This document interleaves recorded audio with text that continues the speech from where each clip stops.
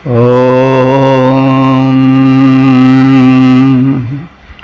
वेद प्रेमियों, सुधी श्रोताओं, संप्रति हम सब ऋग्वेद के प्रथम मंडल के 108वें सूक्त के 10वें मंत्र की व्याख्या में प्रवेश करने जा रहे हैं।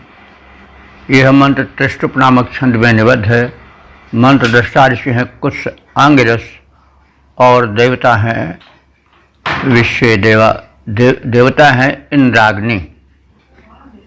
ये भी विश्व देवा के अंतर्गत आते हैं, लेकिन इस मंत्र में, उस सूक्त में इंद्राग्नि को वैशिष्ट दिया गया है, तो इसलिए देवता हैं इंद्राग्नि।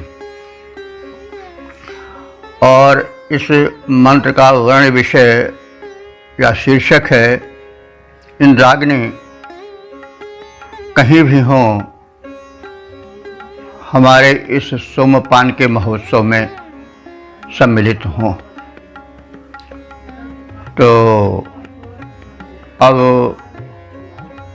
संबंधित मंत्र का प्रथम पाठ हो जाए। ओम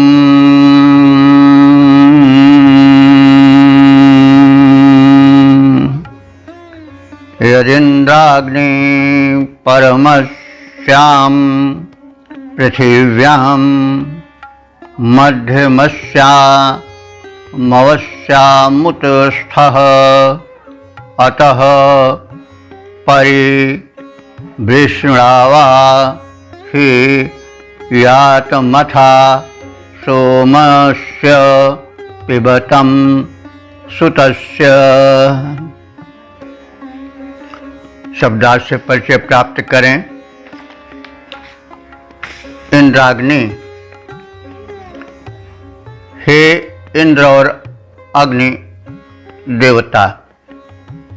तो इंद्र का स्वरूप हम लोग प्रारंभ में ही जान चुके हैं और अग्नि के विषय में भी व्यापक चर्चाएं हो चुकी हैं, इसलिए हमको पिछले एपिसोड्स को भी देखते रहना चाहिए ताकि मंत्रार्थ में समझने में कहीं किंचित अवरोध न उपस्थित हो। तो यूँ तो इंद्र और अग्नि सर्वत्र व्याप्त हैं, लेकिन भक्ति भाव से आपूरित हृदय में उन्हें प्रेमवश अपने में ही समेट कर रखना पड़ता है। तो ये प्रेम की प्रवणता है, प्रेम के उद्गार के आगमन पर, हृदय के उससे आपूरित हो जाने पर एक लगाव, एक विशिष्ट प्रेम हो जाता है। उदाहरण के लिए एक भक्त का हम उदाहरण दे रहे हैं। वे परमात्मा से प्रीति में उन्हें इस प्रकार से आमंत्रित करते हैं कि जैसे वो परम स्वार्थी हो, लेकिन वो प्रेम की पराकाष्ठा है, स्वार्थ नहीं है। नैना अंतर आव तू त्यों ही पलक झपेऊं, ना मैं देखूं और कूं, ना तो ही देखने देऊं। ये कबीर की वाणी है, जो कि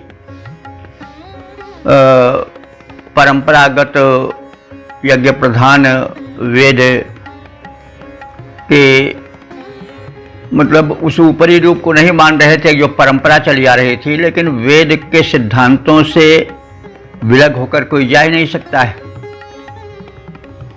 तो वे कह रहे हैं कि हे मेरे प्यारे उपास्य, तुम मेरे हृदय में, नेत्रों में बस जाओ और उसके पश्चात मैं पलक मूंद लूं, ना मैं किसी दूसरे को देखूं और न तुझे देखने दूं। तो यहाँ पर कोई स्वार्थ नहीं है कि बड़ा स्वार्थी है भक्त, वो किसी को देखना ही चाहता है, केवल ईश्वर का वही उपासक हो, कोई उपासक हो ही।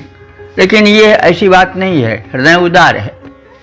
लेकिन ये प्रेम की पराकाष्ठा है।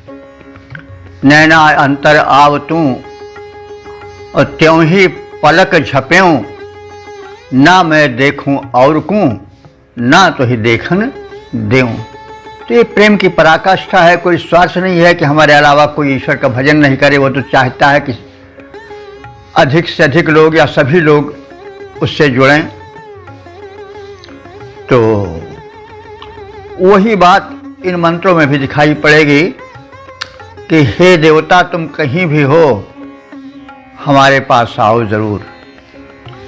सारे बंधनों को तोड़ करके, सारे लोगों की दूरियों को समाप्त करके तुम हमारे इस हृदय में, हमारे इस यज्ञ स्थल में, हमारे इस पूजा स्थल में अवश्य आओ। तो ये मतलब नहीं कि वो ये चाह रहा है कि और किसी पर ध्यान नहीं दें, केवल हमारे ही पास आए और हमारा ही स्वीकार करें। नहीं, वो तो उदार होता है। लेकिन ये जैसा अभी कहा गया है कि ये भक्त की या प्रेम की पराकाष्ठा है। तो वेद से ही सारे भाव प्रकट हुए हैं। इसलिए यदि कभी किसी दूसरे भक्त का उदाहरण दिया जाता है तो वो भले ही मान्यताओं में ऊपर से अलग हो, लेकिन वो जाएगा कहाँ? आकाश से बाहर कोई कहाँ जा सकता है? आकाश तो सर्वत्र है। तो उसी प्रकार से भगवत्ता से और वेद के परम तत्व से कोई बाहर जा ही नहीं सकता है। इसलिए हमें इस भेद नीति को अर्थ के दौरान कभी नहीं स्वीकार करनी चाहिए, न उस पर किसी प्रकार से कुंठित होने की आवश्यकता है। तो अब हम कथित भावना से उत्प्रेरित भक्ति भावना से भरे हुए शब्दार्थों से पूरित मंत्र के शब्दार्थ पर ध्यान दें। हे इंद्र और अग्निदेव, यत परमश्याम, जो यदि तुम परमश्याम माने ऊर्ध्वलोक में हो, यानी दिवलोक में हो, विराजमान हो तो, और यदि तुम मध्यमश्याम, यदि मध्यलोक में यानी अंतरिक्ष लोक में हो, और पृथ्व्याम अथवा पृथ्वी लोक में हो, अथवा अवमश्याम अस्थ अथवा उस पृथ्वी लोक के नीचे जो लोक है पाताल लोक उसमें हो, यानी कहीं भी हो। तो हे इंद्र और अग्निदेव, तुम इस समय विशिष्ट रूप से जहाँ कहीं भी वर्तमान हो, चाहे तुम द्युलोक में हो, चाहे अंतरिक्ष लोक में है, चाहे भूलोक में हो, चाहे भूलोक के नीचे पाताल लोक में हो। तो ये लोक की परिभाषा है। इस विषय पर चर्चा भी हो चुकी है। यह भूलोक है जिस पर हम लोग रह रहे हैं। इसके ऊपर का जो लोक है वह जहाँ तक वायुमंडल का प्रसार है वहाँ तक भूलोक की ही सीमा में वह स्थान कहा जाएगा।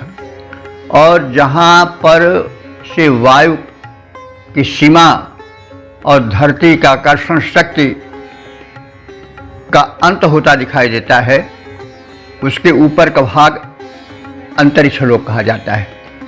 चंद्रमा अंतरिक्ष लोक में चमक रहा है, और उस अंतरिक्ष लोक से ऊपर का जो लोक है वो द्युलोक है, जहाँ पर कि सूर्य प्रकाशित है। और पृथ्वी की भी के नीचे का भी लोक है, पाताल लोक कहा जाता है। तो इस प्रकार से भिन्न भिन्न लोकों का वर्णन हमें प्राप्त होता है। तो परमात्मा तो सर्वत्र व्याप्त है, प्रभु व्यापक सर्वत्र समाना, और प्रेम ते प्रगट होई मैं जाना। जैसे अग्नि है तो सर्वत्र व्याप्त है, आपके दिया सलाई में, आपके रसोई में है, लाइटर में है। इसका मतलब हुआ कि वहाँ है तो और नहीं, किसी जगह पर है, वहाँ भी है, यहाँ भी है। बस घर्षण की आवश्यकता है, लगन की आवश्यकता है, जहाँ चाहोगे वहीं प्रकट हो जाएगा। आपकी जेब में दिया सलाई है, अग्नि की उष्णता का नाम नहीं है, लेकिन जैसे ही आप घर्षण करोगे वैसे अग्नि देवता प्रकट हो जाएंगे, आपको आपकी सेवा करेंगे जैसे माता या पिता पुत्र की करते हैं। तो कहने के ये तात्पर्य है कि हमारे उपास्य देव जो इस मंत्र में है, इंद्र और अग्नि, वे चाहे द्युलोक में हो, चाहे अंतरिक्ष लोक में हो, चाहे भूलोक में हो, चाहे भूलोक से नीचे पाताल लोक में हो, वे मेरी प्रार्थनाएं सुने। और वे दोनों विष्णु हैं। विष्णु से द्विवचन है, विष्णु। विष्णु माने बलवान हैं, अथवा वर्षा की भांति दान देने वाले हैं। जैसे वर्षा मुक्त हस्त से जल प्रदान करती है, वैसे देव जो हैं वो मुक्त हस्त से उपासकों को धन लुटाते हैं। तो इसलिए वृषण माने वर्षक भी होता है और वृषण माने बलशाली भी होता है। दिल खोल कर देने वाला भी वृषण है और बलशाली भी वृषण है। तो दोनों गुण इन दिव्य देवों में है। तो बल उनका यह है कि उनके आने में विलंब नहीं लगेगा, चाहे वो दिलोक में हो, चाहे अंतरिक्ष लोक में हो, चाहे भूलोक में हो, चाहे पाताल लोक में हो, स्मरण करते ही वो तत्काल आ जाएंगे। इसलिए उनके लिए जो संबोधन, जो विशेषण किया गया है वो वृषण किया गया है। तो तुम दोनों बलवान हो, तुम्हारी गति को कोई रोक नहीं सकता है, तुम हमारे इस यज्ञ में आओ। अतः पर्यातम, जहाँ कहीं भी हो, अतः माने वहाँ से, पर्यातम माने पूर्ण रूप से, आयातम माने आ जाओ। अथ सुतस्य सोमस्य पिबतम, अथ माने तदनंतर, सुतस्य सोमस्य पिबतम, हमारे निचोड़े गए सोमरस जो कि तुम्हें अत्यंत प्रिय है, उसका पान करो, उसका सेवन करो और हमें कृतार्थ करो। सोम के विषय में आप लोगों को बताया गया है, कई बार इस एपिसोड में भी प्रारंभ में कहा गया है। तो सोम जो है वो मधुर पेय है, पौष्टिक है, स्वादिष्ट है और जो है वह स्निग्ध है, स्वास्थ्यप्रद है और वह भक्ति का भी पर्याय है, सौम्य भाव का भी पर्याय है, अमृत का भी पर्याय है। तो इस प्रकार से हमारे द्वारा प्रस्तुत भक्ति रूपी सौम्य सोमरस अथवा जो नैवेद्य रूप में प्रस्तुत पुष्ट पेय पदार्थ है, जिसे मैं आपके स्वागतार्थ पान को प्रस्तुत कर रहा हूँ, उसको स्वीकार करो और हमें धन्य करो। इस प्रकार से हे समर्थ इंद्र और अग्निदेव, तुम ऊर्ध्व लोक स्वर्गलोक में हो, द्युलोक में हो, अंतरिक्ष लोक में हो, भूलोक में हो या उसके नीचे के भूभाग में पाताल लोक में हो, जहाँ कहीं भी हो, हमारे आवाहन को सुनो और वहाँ से शीघ्र आओ और हमारे इस कर्म भूमि पर, हमारे इस यज्ञ भूमि पर जो आपको पेय पदार्थ रूप में सोम प्रस्तुत किया जा रहा है, उसका पान करो और हमें धन्य करो। हमारी भक्ति भावना, हमारे नैवेद्य का आदर करो, समादर करो, स्वीकार करके हमें प्रसन्न करो, यह भाव है। तो इस प्रकार से हमने संक्षिप्त शब्दार्थ और भावार्थ के परिज्ञान के पश्चात अब पद रूपांतरण पर भी ध्यान दें। इंद्राग्नि देव बलधाम परम द्रुत गमनशील ऊर्जा अपार, इंद्राग्नि देव बलधाम परम द्रुत गमनशील ऊर्जा अपार, तुम स्वर्ग लोक या अंतरिक्ष के लोकों में करते विहार, तुम मध्य लोक या मह के नीचे लोकों में हो विद्यमान, आवो दोनों यज्ञ स्थल पर जावो मधुरिम, आवो मधुरिम कर सोमपान, इंद्राग्नि देव बलधाम परम तुम गमनशील ऊर्जा अपार, तुम स्वर्ग लोक या अंतरिक्ष के लोकों में करते विहार, तुम मध्य लोक या मह के नीचे लोकों में हो विद्यमान, आओ दोनों यज्ञ स्थल पर कर जाओ मधुरिम सोमपान। ओम वेद प्रेमियों, सुधी श्रोताओं, संप्रति हम सब ऋग्वेद के प्रथम मंडल के 108वें सूक्त के 11वें मंत्र की व्याख्या में प्रवेश करने जा रहे हैं। यह मंत्र त्रिशुप नामक छंद में निबद्ध है। देवता हैं इंद्राग्नि और मंत्र दस्तावेज हैं कुछ आंगिरस। इस मंत्र का शीर्षक है इंद्राग्नि की गति सर्वत्र है, वे जहाँ कहीं भी हों हमारे कर्मभूमि यज्ञ स्थल पर आएं और सोमपान कर जाएं। अब संबंधित मंत्र का प्रथम पाठ हो जाए। ओम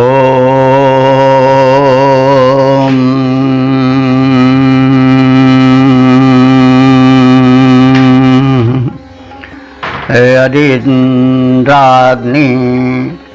दिविष्ठो यत् पृथिव्यां यत् पर्वतेषोषधीष्वप्सु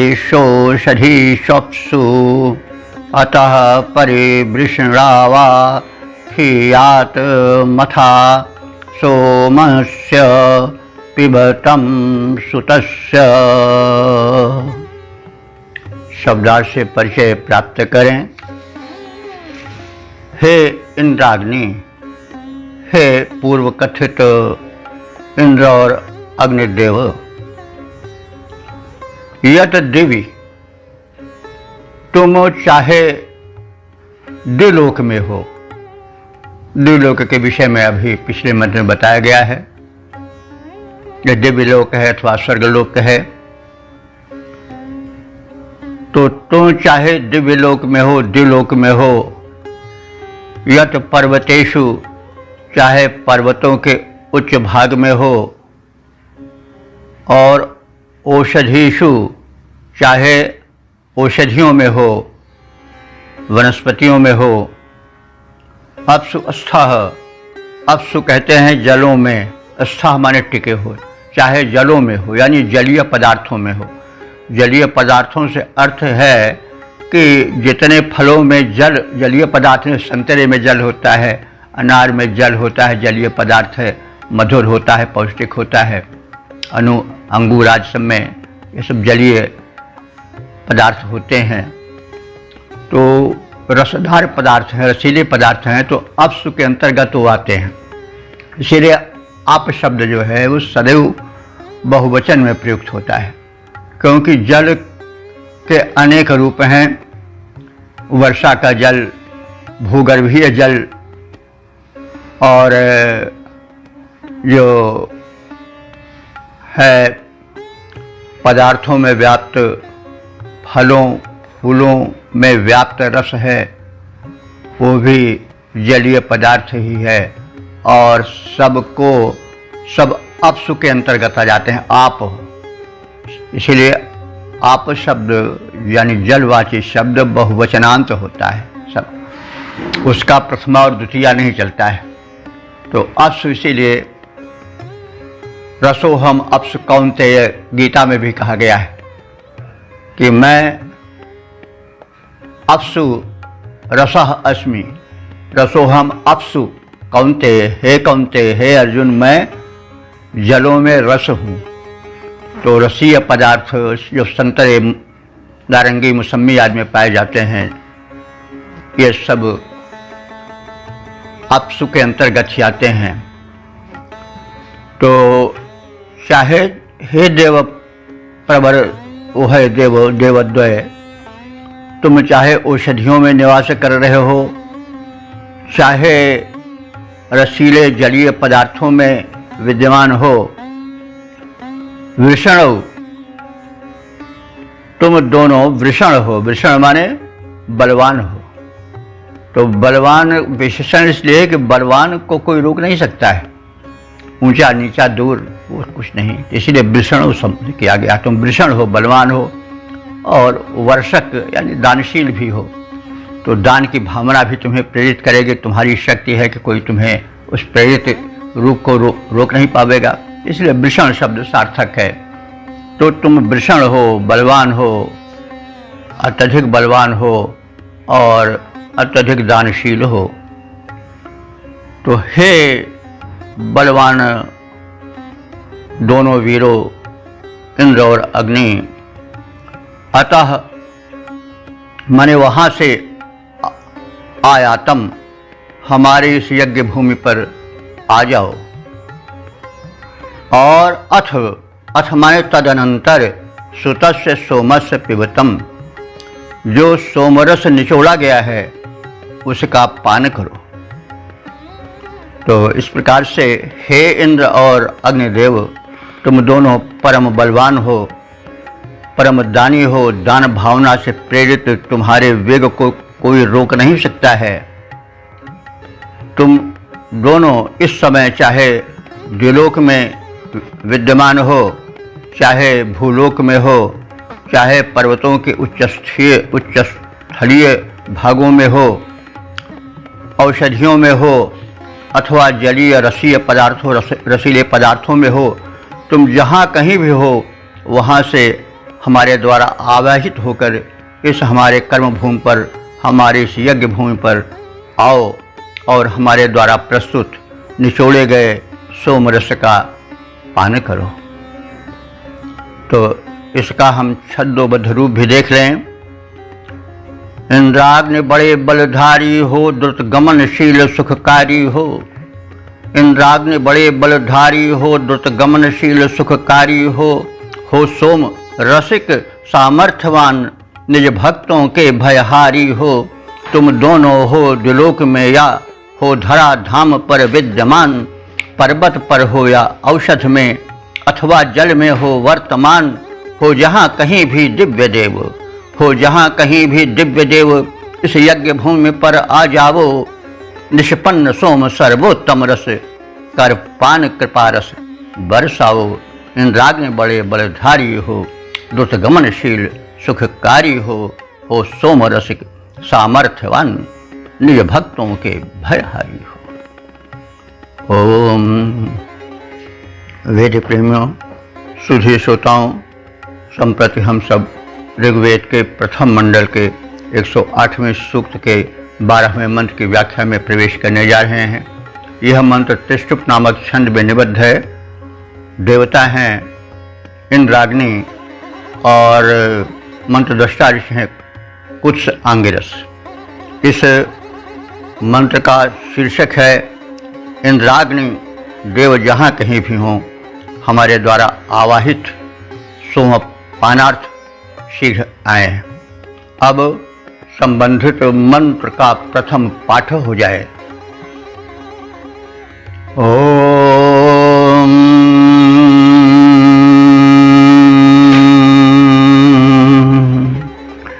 यदिन्द्राग्नि उदिता सूर्यस्य मध्ये दिवः स्वधया मादयेथे, अतः परिवृष्णावा हि यातमथा सोमस्य पिबतं सुतस्य। शब्दार्थ से परिचय प्राप्त करें। इंद्राग्नि, हे इंद्र और अग्निदेव, उदिता सूर्य से, सूर्योदय हो जाने पर,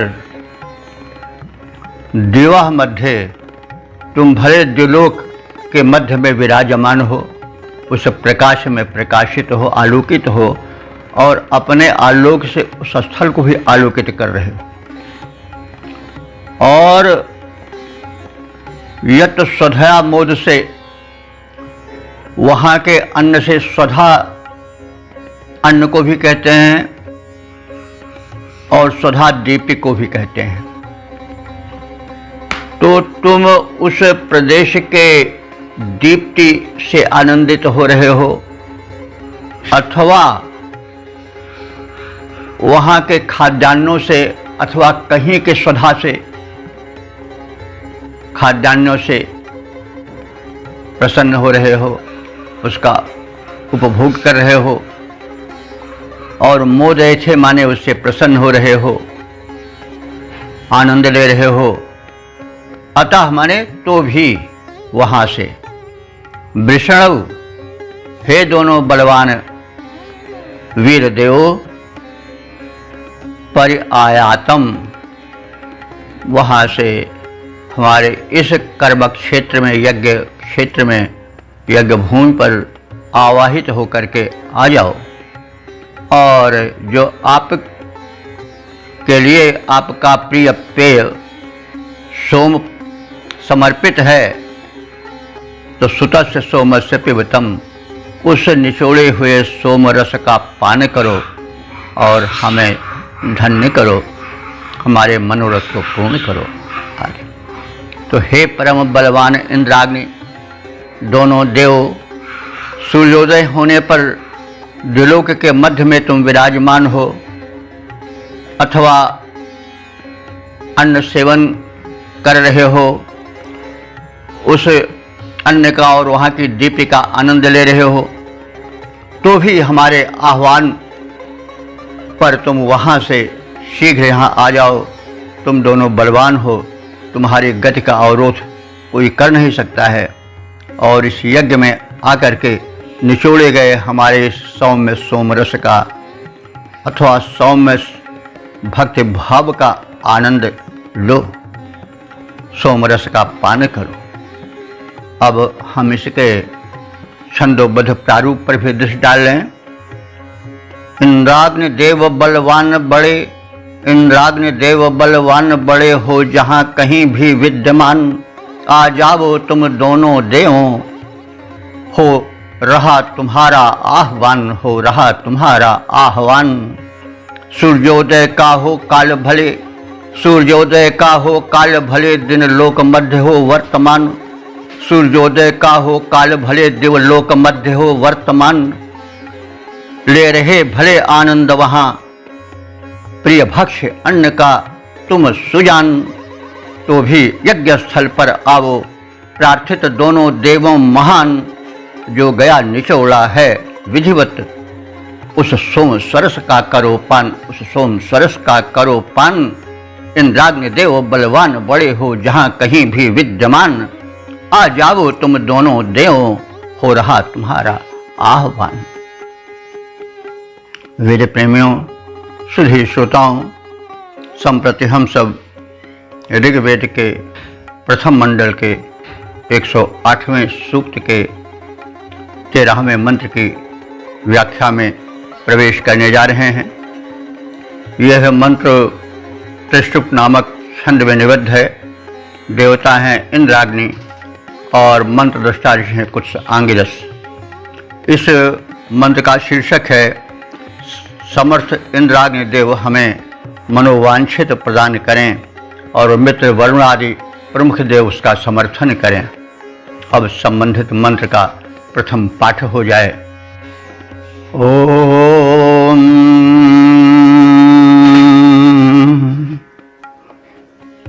ओम एवेन्द्राग्नि पपिवांसा सुतस्य विश्वास्मभ्यं संजयतं धनानि।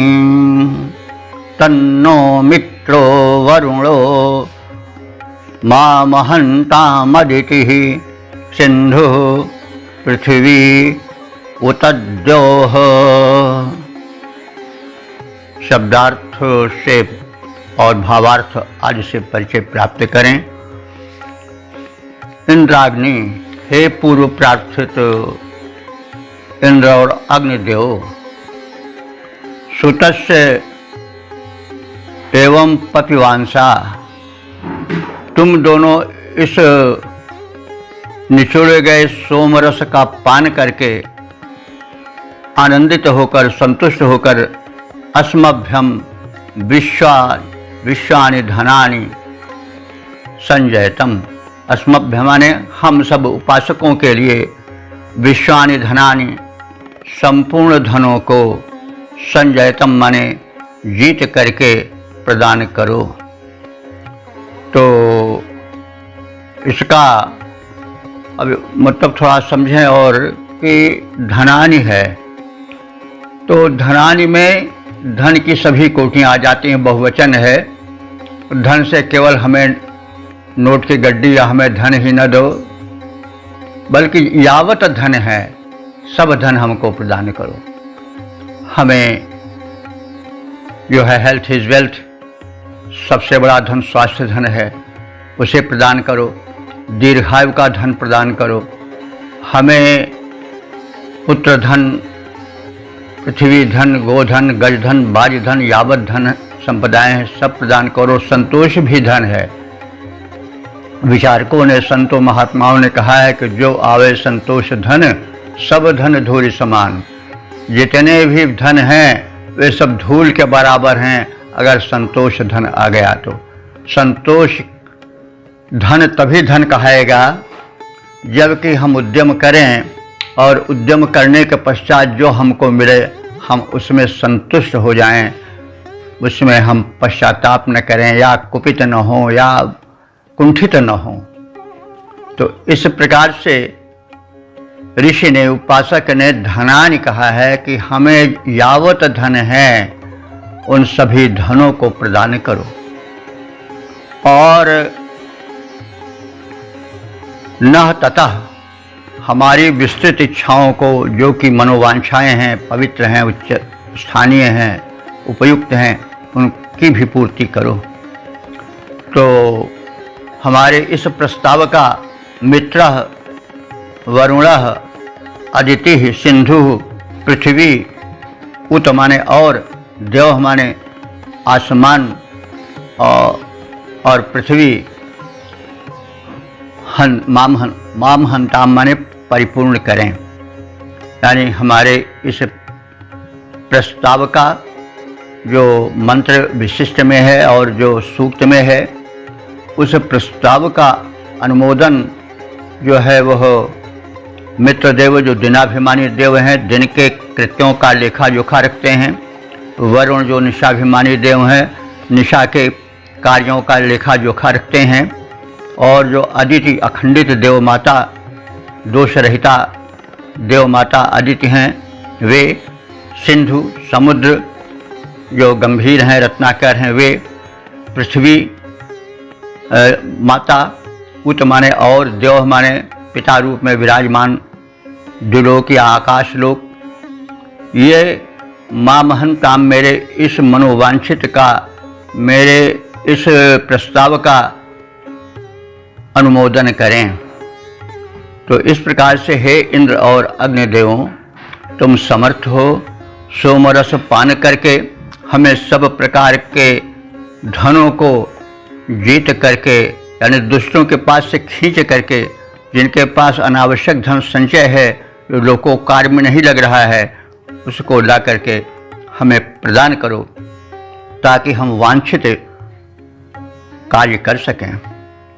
हमारी अभीष्ट कामना पूर्ति में हमारे प्रस्ताव को जो समर्थ देवता हैं, दिनाभिमानी देवता मित्र हैं, मित्र सूर्य का ही एक प्रारूप है, वे और वरुण जो कि निशाभिमानी देव हैं और देव माता अदिति तथा पृथ्वी और जो द्विलोक हैं, वे सब भी उसका समर्थन करें, अनुमोदन करें, ताकि हमारी जो मनोवांछाएं हैं, जो हमने इंद्र और अग्नि के समक्ष प्रस्तुत की हैं, वो सरलता से परिपूरित हो सकें। तो अब हम इस मंत्र के पद रूपांतरण पर भी ध्यान दे रहे हैं। हे इंद्राग्नि देवता, हे इंद्राग्नि देवता, तुम हो बहु बलधारी, करो सोमरसपान हर्ष से भर कर भारी। सब प्रकार के धन दुष्टों से जीतो, लाओ हमको करो प्रदान और धनवान बनाओ। मित्र वरुण भू आदित्य सिंधु देव आदि देवता इस अभीष्ट की प्राप्ति हेतु कर दें सहायता अपने अनुमोदन द्वारा। तो वेद प्रेमियों, सुधी श्रोताओं, यह जो मंत्र है वो इस ऋग्वेद के प्रथम मंडल के 108वें सूक्त का समापन वाला मंत्र है और इसका तथा अन्य और मंत्रों का हमने परिज्ञान प्राप्त किया। और अब हम इसके सार भाग को जान लें। मंत्र में मुख्य रूप से क्या कथित है, इससे परिचय प्राप्त कर लें। तो इस तरह से इस ऋग्वेद के प्रथम मंडल के 108वें सूक्त में 13 मंत्र हैं, जिनकी व्याख्या हम लोग कर चुके हैं, सुन चुके हैं। और कुल मिलाकर के अब तक जो मंत्र व्याख्यायित हो चुके हैं उनकी संख्या हो चुकी है 1188। तो इस ऋग्वेद के प्रथम मंडल के 108वें सूक्त के 13 मंत्र के देवता तो हैं इंद्राग्नि, और मंत्रदृष्टा ऋषि हैं कुछ अंगिरस, और छंद त्रिष्टुप का प्रयोग हुआ है। इसमें सारे रूप में बताया गया है कि इंद्र और अग्नि देवता समान रथ पर आरूढ़ होकर चलने वाले हैं। पहले भी बताया जा चुका है कि देवता व्यापक हैं। इंद्र जो है वह प्रथम नाम है उस सृष्टा का, ब्रह्मांड नायक का, जिसके की संकेत मात्र पर सृष्टि चल रही है और यथा समय उसका प्रलय भी हो जाता है। तो उस ब्रह्मांड नायक को ऋषियों ने जो प्रथम नाम दिया वह नाम इंद्र है। इंद्र वह दिव्य शक्ति है जिसको भिन्न भिन्न धर्मों में भिन्न भिन्न नामों से मतांतरों में कहा गया है, लेकिन दिव्य शक्ति वो इंद्र है। और अग्नि जो है इंद्र की जो ऊर्जा और तेजस्वी रूप है वह अग्नि है। अग्नि के विषय में भी व्यापक बातें कही जा चुकी हैं। मंत्रार्थ समझने के लिए देवता का सुस्पष्ट परिचय अथवा उसका क्लियर कॉन्सेप्शन होना आवश्यक है। तो जो इंद्र है वह ब्रह्मांड नायक भी है, और श्रुति साहित्य में कहा गया है कि आत्मा व इंद्र, प्राण व इंद्र, सूर्य व इंद्र। प्राण भी इंद्र है, वह आत्मा रूप में हृदय में विराजमान है। सूर्य को भी इंद्र कहा गया है। और इन सब का जो प्रयोग है यथास्थान इस सूक्त में हुआ है। और दोनों को बताया गया है कि समान रथ पर चलते हैं। शरीर को रथ मान लें तो इसमें प्राणवायु रूप में जो हैं वो इंद्र निवास कर रहे हैं, आत्मा रूप में इंद्र निवास कर रहे हैं। और जो है वो अग्नि के ताप रूप में, जठराग्नि रूप में अग्नि देवता निवास कर रहे हैं। उन्हीं की कृपा से हम शक्तिशाली बनते हैं। जब अग्नि तत्व की अल्पता आ जाती है तो शरीर में क्षीणता प्रारंभ हो जाती है, अन्न पचता नहीं है और धातुओं का जो चयापचय होता है वो रुक जाता है। और अंत में जब अग्नि तत्व बिल्कुल समाप्त हो जाता है, शरीर मृत हो जाता है, और उसके पश्चात भी जो इंद्र देवता हैं प्राणवायु वे भी चले जाते हैं। वह भी यानी शरीर से वो आत्म तत्व निकल जाता है, जिसके कारण शरीर में चेतना रहती है। और ये जान लें बंधुओं कि ये मतलब तमाम विषय विज्ञान के विषय नहीं है, उनके बाहर भी विज्ञान हाथ खड़ा कर देता है तमाम स्थानों पर। आत्मा है, इसके लिए लोगों ने प्रयोग भी किया। संभवतः विलायत का प्रसंग है, वहाँ के वैज्ञानिकों ने जानने की चेष्टा की कि आखिर यह चेतना कोई आत्मा लोग कहते हैं, स्पिरिट कोई है भी। तो उन्होंने एक शीशा का बक्सा बनवाया जिसमें कहीं कोई प्रवेश वायु निकाल दी गई थी, प्रवेश नहीं हो सकता था। जब कोई व्यक्ति मरण अवस्था में था तो उसको उसमें रखा गया, और तब लोगों ने देखा कि जब उसके प्राण निकले तो शीशा चिटक गया। यानी कोई ऐसा तत्व था जो उसमें बंध नहीं सकता था, अत्यंत ऊर्जावान था। उस मोटे से कांच के परत को फोड़ करके वो निकल गया। तो लोगों ने कहा कि हाँ कोई चीज़ है, लेकिन क्योंकि प्रत्येक चीज़ प्रयोगशाला में तो सिद्ध नहीं हो सकती है, इसलिए विज्ञान मतलब नहीं कहता तो इसका मतलब नहीं हुआ कोई इनकार कर रहा है, वो मतलब वहाँ तक पहुँचने में असमर्थ है। तो तमाम बातें हैं जो अनुभवगम्य होती हैं, वे प्रयोगशाला में नहीं सिद्ध की जा सकती हैं। तो कहने की यह मतलब है कि इंद्राग्नि का स्वरूप पहले ही बताया गया है, आप देखें, और इस समय भी हमने संक्षेप में बता दिया। वे समान रथ में समान शरीर पर अथवा एक साथ साथ रहते हैं। दोनों में सोमनस से है, मैत्री है। एक रहता है तो दूसरा भी रहता है, एक नहीं रहता तो दूसरा भी नहीं रहता है। और दोनों जो हैं वो सोमपान करते हैं। सोम की भी व्यापक व्याख्या हो चुकी है। जितने सौम्य पदार्थ हैं वो सब सोम हैं। या तो सोम जो है एक लता विशेष में, वनस्पति विशेष में पाए जाने वाला पौष्टिक रस है, जो कि अत्यंत रोचक और सशक्त शक्तिमान होता है, रसायन तुल्य है। लेकिन सोम जितने कल्याणकारी तत्व, ऊर्जा के तत्व हैं, विटामिन, मिनरल्स, प्रोटीन वगैरह हैं, वो सब सोम के ही अंतर्गत आते हैं। तो सोम जो है वो पवित्र पेय भी है और अन्नों में, फलों में, ड्राई फ्रूट्स में, सब में वो बिखरा हुआ है। तो हम उसे भी ले सकते हैं। इसलिए हमें आहार के प्रति बड़ा सजग रहना चाहिए।